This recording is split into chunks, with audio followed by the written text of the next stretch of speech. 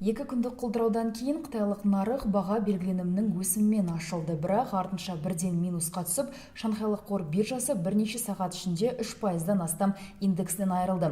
Сейсенбі күні кешке аймақтық индекстердің кезекті құлдырауынан кейін Қытай орталық банкі пайыздық мөлшерлемені 0,25%-ға төмендету туралы шешім қабылдаған еді.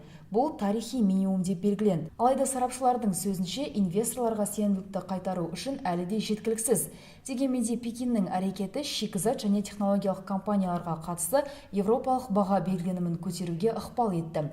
Әзірге мамандар жақын арада нарықта өте күшті өзгерістер болуы мүмкін деп есептейді. Испания мен Мароккода ислам мемлекеті террористік тобына жауынгерлер жинақтады деген күдікпен 14 адам қамауға алынды.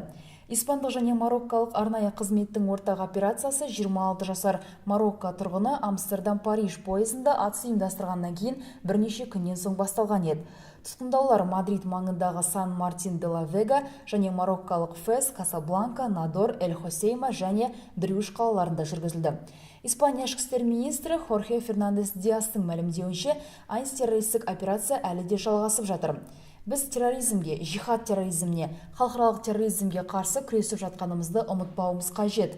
Олардың нақты орны жоқ, сондықтан күдіктілерді қандай жерде қамасақ та, әрқайсының маңызы зор.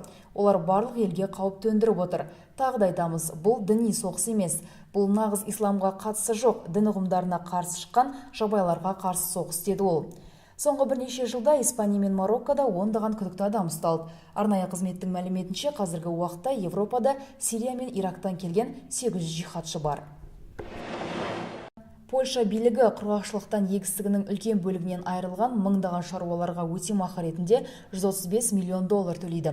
Бұл туралы сейсенбіде елдің ауыл шаруашылық министрі мәлімдеді. Айта кетейік, шілде айында Польшада бірнеше апта өте қатты ыстық болып, ауа температурасы 38 градусқа дейін жеткен еді.